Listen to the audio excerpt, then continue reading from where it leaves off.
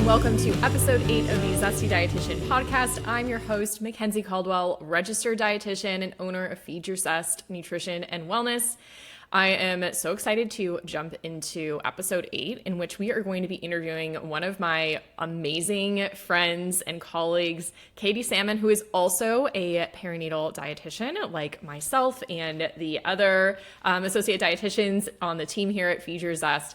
Katie's amazing, and I've had the pleasure to give her a little bit of supervision and guidance as she has built out her practice as a pregnancy dietitian, and she wows me with every single move she makes in her practice, the way she's grown and flourished as a clinician as well. She's extremely knowledgeable and compassionate, and I'm just floored by the work that she does every single day. So a little bit more about Katie. Katie is a weight-inclusive prenatal registered dietitian who empowers moms to fuel their bodies while nourishing baby throughout the pregnancy and postpartum journey. While baby's health often becomes the sole focus during pregnancy and postpartum, Katie prioritizes the dynamic relationship between mom's well-being and baby's needs. Through her virtual insurance-based practice, she transforms complex nutrition science into practical, judgment-free guidance. Katie specializes in helping busy moms create balanced, satisfying meals that address common pregnancy symptoms while nurturing their changing bodies with confidence. Today's episode is sponsored by my very first provider webinar, which I offered live over the summer in 2024, but it is available on demand. This webinar is all about perinatal disordered eating and weight-inclusive nutrition care. Katie and I are going to dive into a little bit more about how we provide and how she specifically provides weight-inclusive care to her perinatal clients, and a little bit more about body image in pregnancy and postpartum as well. And this is a topic that we cover in the webinar. For dietitians, this webinar does offer continuing education credits and also includes some meal planning guidance for eating disorders and disordered eating in pregnancy and postpartum as well. If you're interested in this webinar, again, it is available on demand, and you can find that at www.feedyourZest.com/perinatal-disordered-eating-webinar. Don't worry, I'm putting that link in the show notes. And without further ado, here's my interview with Katie Salmon. All right, awesome. Hi, Katie. Thank you so much for joining the podcast. How are you doing today? Good. How about yourself? Doing well. I'm so grateful to have you on. It's just been so fun interacting on Instagram for ages, and then doing a little bit of supervision too. Yeah. So yeah, it's lovely to have you on the podcast. So this is something I ask all of my clients, and I've been liking asking my podcast guests as well, just to get to know you a little bit more. What are some of your favorite foods? I would say right now, being in my pregnancy era, that soups and plus it's winter time. Yeah. Soups and stews have been my jam. It doesn't matter what kind, I'm into it all. The green curry, beef stew, all that good stuff. Minestrone, all of them. Love that. Yum. So just warm and cozy and satisfying. I love that. It's soup season for sure. And what are some of your favorite ways to move your body? Lately I've been using I believe it's called Expecting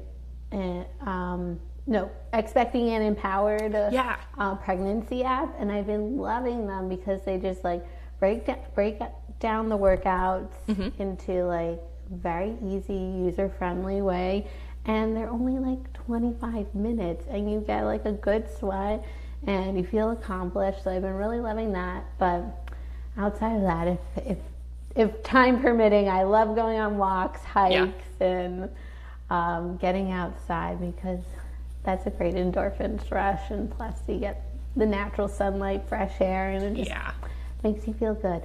Absolutely. Love that. I've heard great things about the Expecting and Empowered app, so we'll definitely link that in the show notes. I know it's a good one that a lot of people enjoy. So I love that. Awesome. And tell us a little bit more. How did you decide to become a dietitian? Yeah, definitely. So it started off subconsciously. I was well, it was discovered very early on that I have severe anaphylactic food allergies. And so my world has always revolved around food, whether I like it or not. And then over time, I was starting to understand how food impacts my mood, how it impacts my energy, how I feel, and all those things.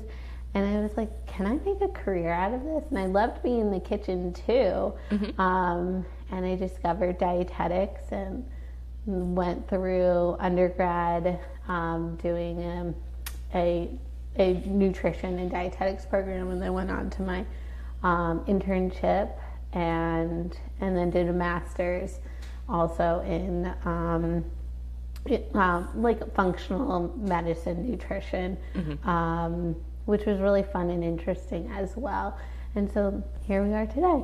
Okay. Yeah, that's awesome. So you definitely had some personal experiences that really kind of pushed you in this direction, for sure. Yeah, definitely. Yeah. And it's just so crazy because food allergies, like when my parents discovered that I had food allergies, they were looking at all these like inborn illnesses, like genetic issues. Like food allergies were not on the horizon at that time. Yeah. And I remember my mom would have to call up the manufacturing companies to verify if it was processed on any med equipment or anything like that, because it wasn't required to put it on the food label yet. Wow. That happened years later. So I don't think I knew that. That's crazy. Yeah. Yeah. Wow. And your practice specifically focuses on prenatal, postpartum nutrition. What got you interested in that specifically? So I don't know why, but I always gravitated towards the pregnancy population. It could be because there's just not a lot of information on it, so that was very intriguing to do the research and understand what was going on for that population. But throughout college, I volunteered at a local WIC facility, and I loved the camaraderie. I loved the community support that they gave moms and children, infants and children. And I thought it was just such a fabulous resource to be able to intervene at just pivotal life stages. Yeah. And then when I was working inpatient in a hospital, I would always ask to be put on the mother-baby unit for coverage. And usually those are like a small unit, so maybe you get like a handful of patients a week. But it was always so fascinating when they would come into the hospital, because they would come in because maybe the doctor wanted to help them manage their blood sugars a little bit more tightly, or they were put on bed rest, or they were having a preeclampsia episode and they wanted to closely monitor them. And they would consult us saying like, help with blood sugar management, or help with blood pressure management. And what they would ask us to educate them on wasn't lining up with what I was learning in my self-study research. They would say, sometimes I would get a consult for like low sodium diet education in preeclampsia, when maybe the focus really should be more so on carbohydrate and fiber varieties, or magnesium and calcium and anti-inflammatory components. And you know what, this is an acute environment. They want to stabilize and get them home, and hopefully give them the resources outside of the hospital. But I was realizing there's so much room for intervention nutritionally that we weren't doing, or not yet. And the focus was always on baby and never completely on mom. So I was like, you know what? There's two components to this story. Let's support both parties equally, because everybody's important. And that was really my catalyst to really going into prenatal nutrition. Also with this is my second pregnancy, and with my first pregnancy, I went to a very well-respected practice and delivered at a very well-respected hospital. But the information on nutrition that I was provided during that pregnancy, I was floored that it was so outdated. It was so generalized. It didn't cover the nuances, which I can understand to a degree. Yeah. But it didn't also then provide the resources to then discuss your individual cases. Right. And so with that, seeing that what's being given to the masses and what could potentially be harmful, because then people omit foods that are very nutritious and that could support their pregnancy, but they got this generalized, outdated guideline. And so we take things as black and white, so we'll just forego it for 9 months. Yeah. When it doesn't have to be that way. There's so much nuance. So that was my kind of kick in the butt to be like, you know what? Let's dive in deeper. Let's really support this population. And it's been so fruitful, and it's been so wonderful to kind of alleviate those anxieties for a lot of pregnant people, because it is a very anxious time. Like, yeah. You physically can't see what's going on. You, like, other than like the growth, but you don't know what impacts can be had until baby's on the other side, you know? Yeah. And those unknowns are so anxiety producing. So we want to take abundance of caution, but we also want to be well informed. And so that's what I try and do in my practice. Yeah, absolutely. And I'm so with you on the, the fact that, and this is a statistic that I talk about all the time, the fact that infant mortality in the United States has plummeted. We're so good at taking care of babies. So good. But our maternal mortality has actually at times gotten worse in the past decade or so, which is terrible. And then we have these huge disparities in maternal mortality for women of color, and it's just a mess. Yeah. So I'm completely with you. There's a whole lot that maternal nutrition is missing when we are only focusing on fetal outcomes. And I love empowering my patients to kind of nourish their bodies in pregnancy. Yes, it's for your baby. Yes, like we are helping this baby grow and develop and blah, blah, blah. But a lot of it is for you too. Right, exactly. You don't want to be a shell of the person after baby's here, and you want to bask in those moments, and you want to take it all in. And you can't do that if all your nutrition is going to baby and you're left with nothing. You know? Exactly. So it takes a lot more than diet culture lets us believe to have a healthy pregnancy by far, for sure. So thinking about some of the things that were like on those general diet education things, and maybe like what you're seeing in your patients, what is one food that you wish people ate more of in pregnancy? So in terms of like what they've been told to avoid or limit, like even in this pregnancy, my doctor said, don't even bother having fish. Just have your omega-3. That's safest because the mercury content of fish. And that, I was just like so floored, and I wasn't, you want to be respectful and all that kind of stuff. So I took that in, and I was like, okay, that's a topic to discuss with clients and patients. But there's so much benefit to incorporating fish in your diet. Yep. And we can't make blanket statements like that because, you can have sardines, you can have flounder, you can have salmon. These are really trivial amounts of mercury content in these types of fishes. Yep. It's really about the size of the fish. The bigger the fish, the higher the mercury content. So that's like a good barometer. That's why, depending on the size of the tuna, you can have more or less of it. Yep. And then there's still nuance, like selenium content in fish is very high, and selenium helps bind to mercury, and so it doesn't stay in the body. So that's like those factoids that our providers aren't always informed about. Because they're also not the dietitian. They're not the, like that's not meant to be their area of expertise. And that's okay. Right. So that's one thing that I wish more people knew, that like you can have a variety of fishes, even shellfish, as long as it's cooked, that's totally fine.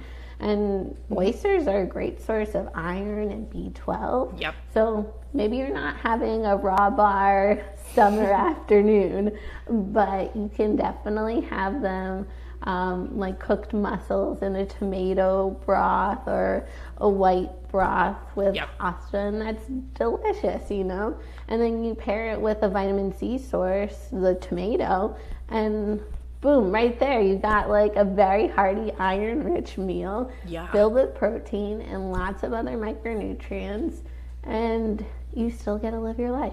Yeah, absolutely. And for people who don't know, vitamin C helps us absorb iron from our food, and there's lots of these traditional foods that have iron and vitamin C in them together, just like as a natural pairing. Like even like putting pico de gallo on your rice and beans helps you absorb the iron from the beans. Just a cool factoid. But yeah, that's super interesting. I always get super frustrated. I feel like less and less doctors are saying that, at least down here. I feel like prenatal care is just like, it's very regional almost. It's like, where do these doctors go to school and like where they end up practicing? But that always frustrates me. And I find also that a lot of people don't understand that the guidance to avoid sushi is not because sushi is bad for you. It's just because of the potential food safety risk, which is interesting. And we can talk more about that in a little bit too. But there's more nuance is the point. Yeah. Yeah, exactly. And it's so frustrating too, because we understand that doctors only have 15 minutes. They don't like always think about the dietitian referral, or maybe they don't have somebody to refer to, or don't know that they have us, even though we're here. So any physicians or like midwives listening, we get it, we understand, but we also would like you to please just refer to us. Integrative approach. Yes, exactly. We love it. Exactly. The team approach is best.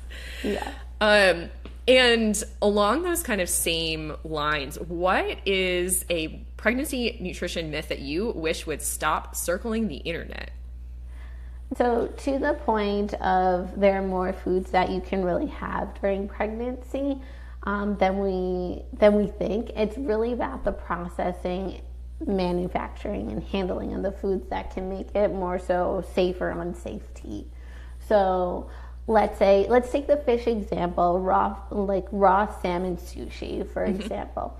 If you are going to let's say an omakase sushi place where they're flying in the fish that day, it's flash frozen, it's going from the freezer chest defrosting to your plate, there's no reason why you can't enjoy that. But if you're going to your local establishment where you enjoy the sushi, but maybe it's a Sunday or a random day where fish is not being delivered that day, maybe that's a day that you're going to pass on the sushi salmon. So those types of situations, or pre-cut fruit from the grocery store, we don't know how long that's been sitting. Sometimes the sanitary practices aren't as stellar as we would like them to be, so that can be a risk factor for foodborne illness. Or let's say you're going to a barbecue or a potluck or family gathering. that's when we want to take extra precautions of if food is sitting in the sun, baking in the sun for X amount of time, we might want to pass on those perishable foods. Or if you've gone, like the holidays were just occurred, like Christmas, New Year's, Hanukkah, and all that kind of stuff. Maybe you're going to a work event or whatever in celebration of those holidays. You would want to ask, like, how long has this been sitting out? Or like those types of questions that would make a food unsafe. So it's not really like mushrooms itself are unsafe. It's, well, how long have the mushrooms been cooked and sitting out? The cutting board that was used, was it cleaned beforehand? Were the mushrooms washed themselves? You know, like these types of nuanced questions we should be asking rather than saying like, oh, I'm just going to pass. Yeah, absolutely. And this is all just information, right? It's not like a yes or no. I feel a lot of the time that pregnant folks are very infantilized and treated like they don't know how to make their own decisions. But most of the time, pregnant folks are adults. You know, we have our unfortunate cases of teen pregnancies, which is okay. We'll handle those if we need to. But a lot of the time, we're working with folks who are adults that are fully capable of making their own informed decisions when provided with accurate information. And so I'm always a fan of talking about, like, these are the risks and helping people understand or make their own decisions. Some people will decide, you know what, I just am a little skeeved out by the idea of raw anything right now. It just is making me too nervous. Like, okay, cool. We can get a cooked roll. We can still enjoy a meal and get like ramen or something while everybody else gets the sushi. We don't have to miss out on those experiences. And even me personally, I don't tell people to avoid cut fruit at the grocery store. And that's just a difference in dietitian opinion. There's not even like a hard yes or no on some of these things too. So it's definitely a myth that there's a comfort level thing. Yes, there's definitely a myth that there's like hard yeses or nos about foods to avoid in pregnancy, for sure. And I would love to just hear a little bit more about like how your pregnancies, like just tell us about your pregnancy journeys. Like how is this pregnancy going compared to your first? Yeah, definitely.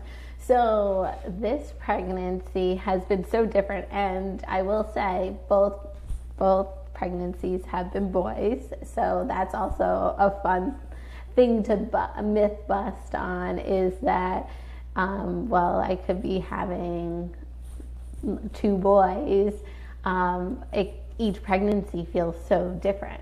So with my first pregnancy, I had heartburn throughout the pregnancy. It didn't matter what I ate, when I ate it, or like what it was or anything. I felt like I had dragon's breath the whole time. Yeah. And what was also different about that first pregnancy is like it was my first pregnancy. Like I had my evenings, I had my mornings, I went to work, and I was living in a walkable city at the time, and I would take the stairs at work. Like I was in an office.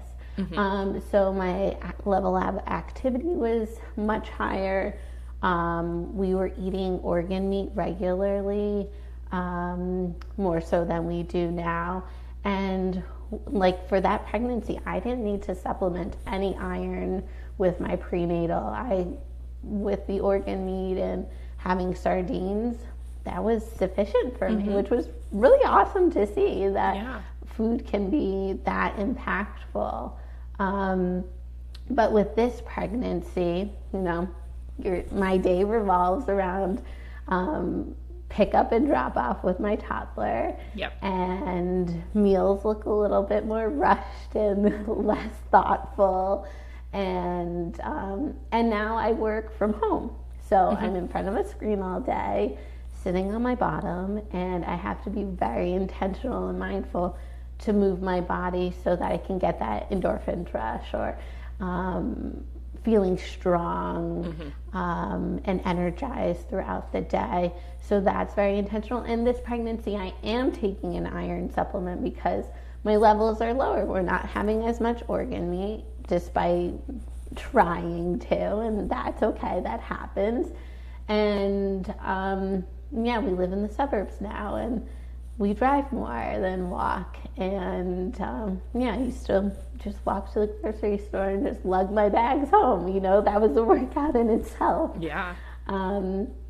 So that's really like the difference in these two pregnancies. And also this pregnancy, I'm not having the intensity of heartburn. I have it a little bit in this third trimester, but it's more so, how long has it been since I've last eaten it? That's very much the culprit of just going too long without food, which is also really fascinating, interesting to observe, because a lot of times we think it's food triggered, like specific foods, but like I can eat that chili, I can eat those peppers or coffee or whatever, and it's really about meal timing.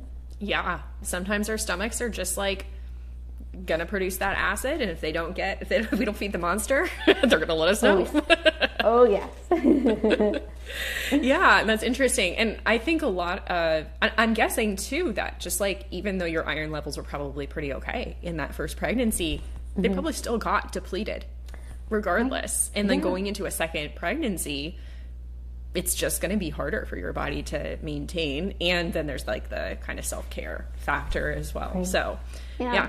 And you bring up a really good point of just like innate depletion that comes with each pregnancy. Like, I was actually breastfeeding my son really up until a couple of months ago. Wow, that's awesome. Yeah, and so that was like a mutually beneficial thing for both of us. But no matter the amount that's being transferred to him, that's a loss to me. So, and then the added stressors of having another human in your life, and that's nutrient depleting. We forget that stress makes us use up our minerals a whole lot faster. So we have to be more intentional to replete that. Yeah, absolutely, 1,000%.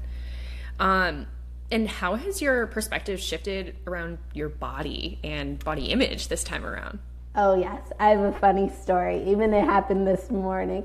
So I am, at this point, I'm almost 33, I think 33. It's so funny, like with my first pregnancy, I was always like, oh, gotta go on the app, see like what size fruit or vegetable my child is today.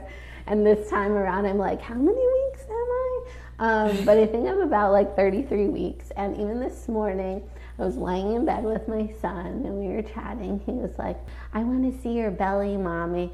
You're so fluffy. And he just keeps saying to me, like, he'll like observe my body, and he said, mommy, your tushy is very fluffy. And you know, that can be very triggering, you know, because pregnancy, your body is evolving and changing whether you want it to or not. And because it's outside of your control, that's a really hard feeling to sit with. Yeah. And so in terms of how I navigated that observation for my almost 3-year-old, because, you know, kids are frank, you know, they're just making physical observations of what they see. It's not malintent. And so every time he says that, I just say to him, you know, that's the cool part about growing a baby, is that your body also grows so that you can nourish both you and baby. And having that perspective has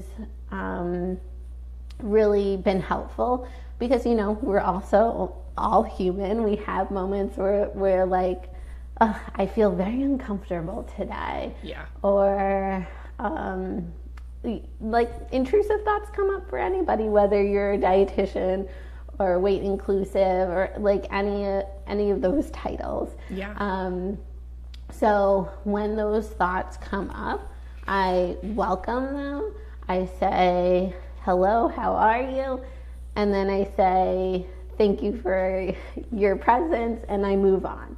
And I don't internalize it any more than just saying, I see you, I hear you, you're here, and it is what it is. I'm growing a baby right now, and my body's changing. And that's what happens. And we should all expect our body to change in some form or another during that time.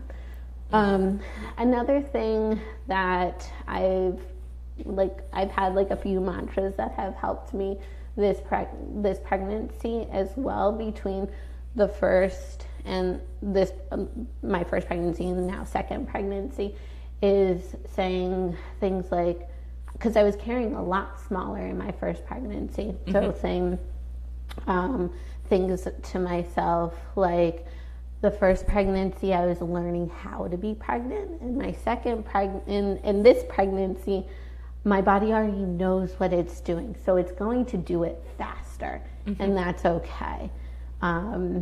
So those are some mantras that have helped me with like a changing body during this time. Yeah, those are really cool mantras. I love that perspective.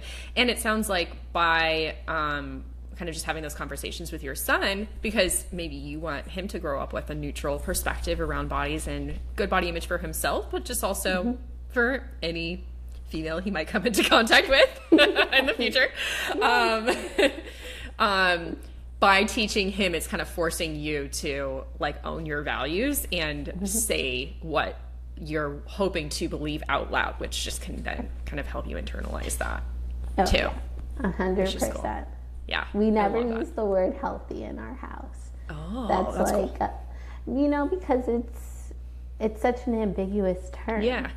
And I mean, he learns about it in school, and that's okay. We learn different language at home and at school, but healthy is never.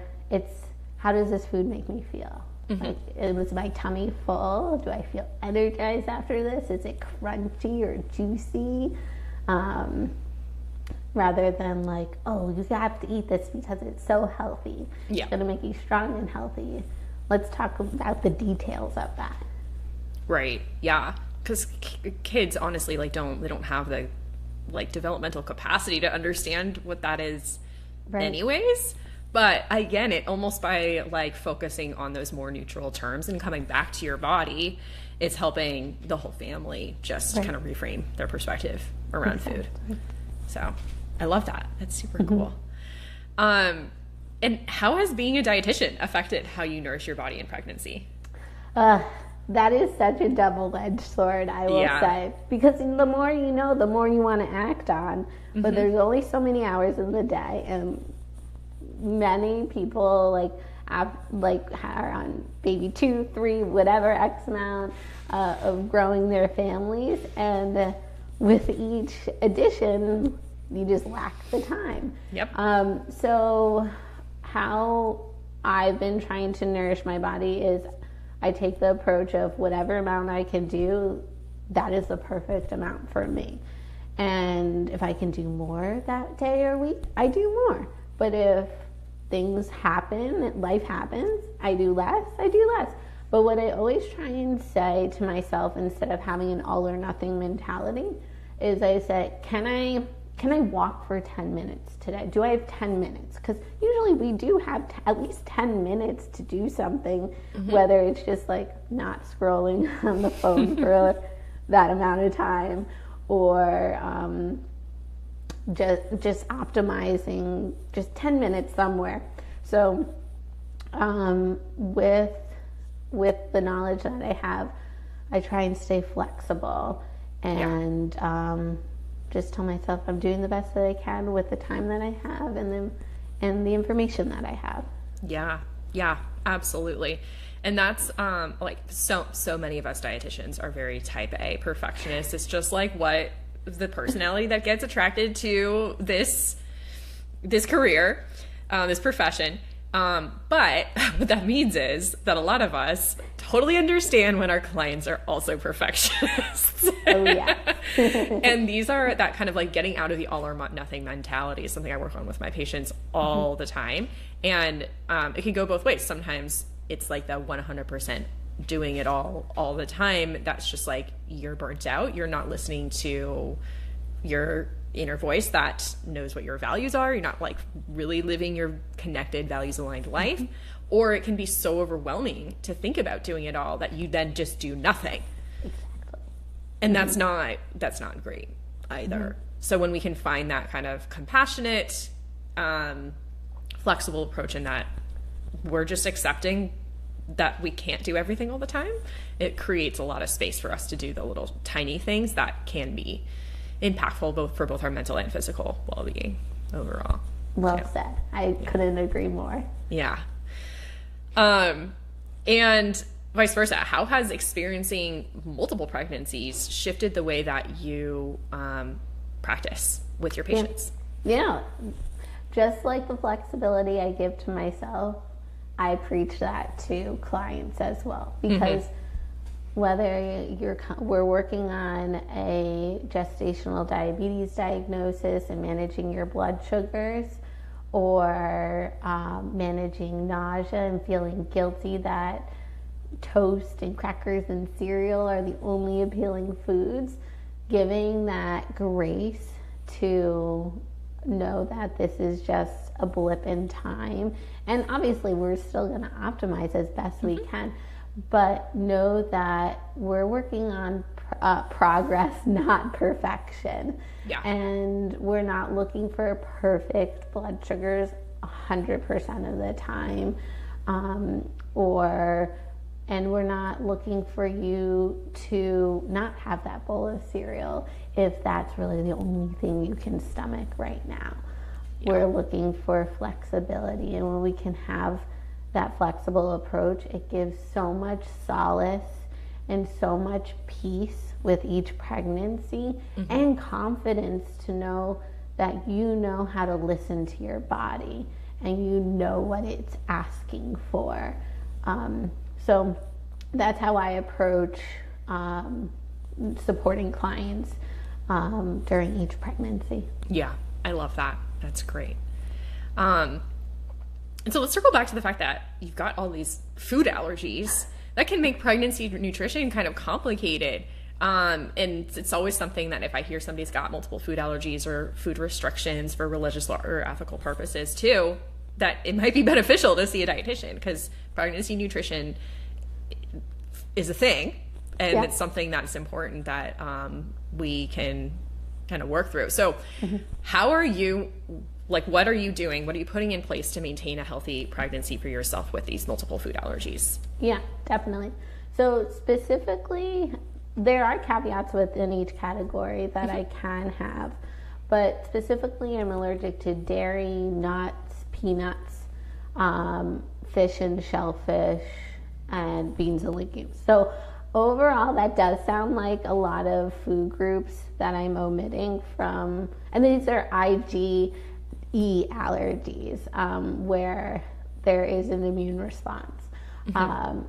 And so within those categories, I can have lentils, I can have chickpeas and what's called little white beans. I can have tuna and whitefish, but not salmon or shellfish. And I can have almonds and pecans. So there are caveats within each category, which really helps immensely. Oh my God, yeah.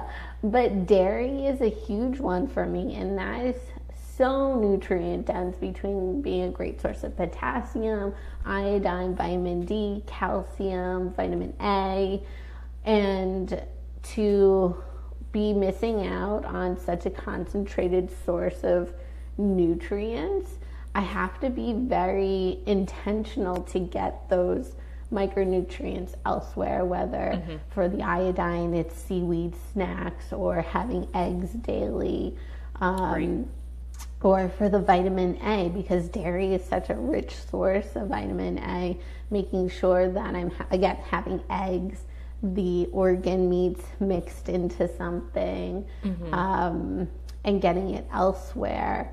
Or let's say like selenium, like Brazil nuts. So that's not a nut I can have. So I'm prioritizing that from other foods that could be a great concentrated source as well. And that's, again, something that we forget about when we have food preferences or omitting certain foods, that maybe if the alternatives aren't appealing, that's when we could supplement additional things. But for somebody that is so, I don't want to say restricted, but limited in the variety of food categories, the prenatal is like beyond important for me during this stage of life. Those things, when somebody says that they're vegan or vegetarian, I immediately start thinking about, okay, what micronutrients are in animal products that we need to focus on from the plant-based sources. Yep. Or if they say they can't have gluten, okay, what's in those grains? Or not really grains, but what are in those like wheat products or wheat that we need to prioritize in other food groups so that they're not missing out. Yeah, absolutely. So it sounds like you're getting very creative. And supplementing where you need to be supplementing as well. And so I think I get a lot of folks who, if they're seeing me because they have food allergies or a lot of restrictions in pregnancy, a lot of them are just anxious that they can't have a healthy pregnancy, or maybe somebody is ethically a vegan or vegetarian, kind of feeling like there's no way that I can have a healthy pregnancy from what I'm like hearing online. And that might not really be true, even though, yes, there are a lot of really important nutrients that are found in animal products. Like we can work around it, absolutely. And it's important that your dietitian supports your values and doesn't shame you or make you feel scared that this is going to be a disaster or something, because there's absolutely ways around it, for sure. Exactly. Yeah, cool. And then finally, this is a topic that has been coming up with so many of my pregnant clients. It feels like there's been so many food recalls lately, which we could totally get political about this. This absolutely does have to do with some changes in regulation around our food system that did pop up during the Trump administration. A lot of food manufacturers, or there were some requirements to get audited, like third-party audited, and now a lot of food manufacturers are allowed to audit themselves, which wow. Anyone listening, we're just gesturing with our hands because we don't know what to do. That's why supplements are third-party tested. Exactly. Or but even the FDA doesn't regulate those either. So it's extremely frustrating, but here we are. We're still getting pregnant. We're still living our lives. Why is food safety important in pregnancy, and how can we work on trying to navigate that without fear? Yes. So this one is a big one. We've been talking about this a lot over the course of today's podcast. When pregnancy, we're in a compromised position. Digestion is slower. We are more susceptible.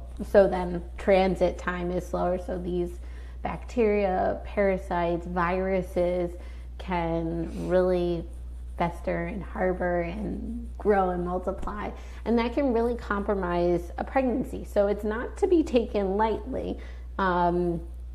So one thing that I always tell clients to go to is go to the source. The FDA website is always listing active outbreaks that are going on nationally, and then you can look up the serial number essentially of the food to make sure that that isn't a product that made its way into your house before it was taken off the shelves. So that's the first place to go to, not Instagram, but go to the FDA website and see what's actively going on. And they also will tell you closed cases. So for example, the boar's head issue that was going on with their liverwurst. It wasn't the turkey, it was the liverwurst. So that's also something to know that, like, if you're feeding for a turkey sandwich, look at the details of what the food recall is. If it wasn't turkey, that food, and then you can heat it till it's piping hot. You can cook it, and if you feel comfortable, you can have it cold too. That's your prerogative. But look at the details. What was the specific? It's not the whole brand. It's a specific product. And it's not a whole food group either. It's not all carrots. It's not all cucumbers. Yes, or all Kodiak waffles. Right. So that was a big issue. It was like a whole day of like, I can't eat my Kodiak waffles anymore. But I was like, okay, there are alternative options, and no worries, because you will be able to have them eventually. But anywho, so that's where we want to start, is at the FDA website. And then after that, that's in terms of the food recalls. But then at home or at a restaurant or food gathering event, we want to take precautions in how we cook. So if we're cutting our raw animal protein, we're cleaning off the surfaces, the knives, the cutting boards before moving on to the vegetables or the fruit or whatever. We're washing our fruits and vegetables as well before consuming them. And then any leftovers, we're immediately refrigerating, date and labeling them so you know within what time frame they're still good to toss. And then in terms of backtrack to the animal protein, you can use a food thermometer with your cooking to make sure that you're getting to the appropriate temperatures. And again, the FDA website lists the appropriate temperatures for the chicken, the steak, and things like that, that would prevent foodborne illness from occurring. And washing your greens, washing your fruit. Even I say to people, if they don't necessarily feel comfortable having runny egg yolks, know that the contamination point is the eggshell. It's not internally. So what would contaminate an egg with salmonella is when you crack it, the egg inside then touches the exterior. So you can even go as far. I mean, everybody has different comfort levels, and that's okay. If it's going to allow you to eat in peace, like, so be it. You can wash the exterior shell of your eggs and have those runny egg yolks if that's the only way you're going to eat it.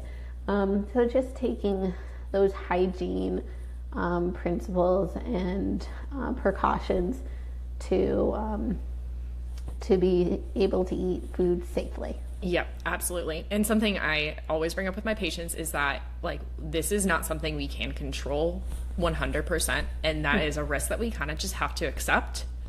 And there are kind of like these basic things that we can do that science says we probably should do this in order for any person to be safe with their food. But particularly because your immune system is lowered in pregnancy, this might be beneficial for you to do. But beyond these things that are like on the CDC FDA website, like, there's not really evidence that you need to avoid XYZ things or do all of these extra steps. And so kind of keeping our brains in check a little bit. And if we know that we have an OCD diagnosis, let's get back in therapy. It can get worse in pregnancy just because of pregnancy hormones, but all of the extra anxiety and just like getting that extra support too is important. So 100%. Yeah, love that perspective. Well, any final thoughts for us today? I think we really covered them all. I think it's just important to be able to take a step back.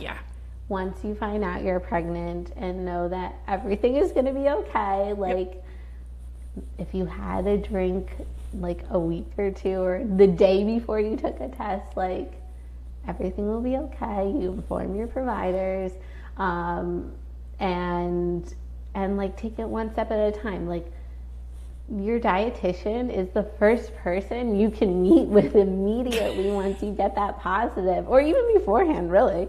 Honestly, yeah. So take solace in knowing that you don't have to stew and wait for that 8-week or 9-week appointment to get support. You can, the moment you find out you're pregnant, or the moment you and your partner decide that it's time, that you're ready to bring a new life to this world, meet with a dietitian. Why not? Yeah, absolutely. We're here, and we always love talking people through like prevention and kind of the just like the general. We love helping you have all of the information that you need that's within your scope of practice in order to have your best, healthiest life, especially if it's in pregnancy. Like, we really love doing that. So yeah, well, it's been so fun to have you today, Katie. Where can folks find you? Thank you. So I am also on Instagram at the.pregnancy.rd, and my website is also thepregnancy.rd.com. And like Mackenzie, I do take a variety of insurances as so that you don't have any out-of-pocket expenses.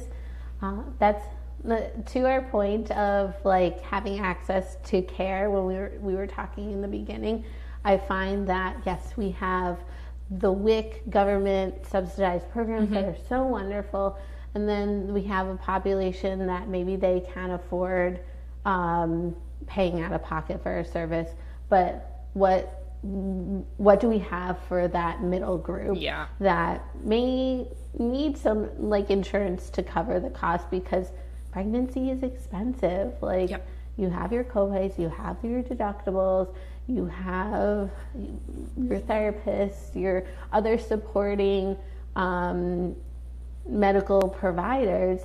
Sometimes it feels like for nutrition, you'll just try and figure it out yourself. And know that you don't have to do that, because insurance, they keep it a secret, which it shouldn't be a secret, but you do get a lot of great coverage for nutrition support. And just know that you don't have to pay out of pocket to get access to that. Absolutely. You can get it covered by insurance. The Affordable Care Act classified nutrition counseling as a preventive benefit, and so there's every insurance plan has at least some amount of coverage. Obviously, that depends on the plan, but love that. And Katie's got a team of dietitians just like we do, and she's in New Jersey. Eventually, New Jersey is going to require licensure. And I'm not licensed in New Jersey, so. But anyways, Katie, thank you so much for coming on the podcast today. It's been lovely to chat with you, and I hope you have a lovely rest of your week. Thank you. Thank you. Bye.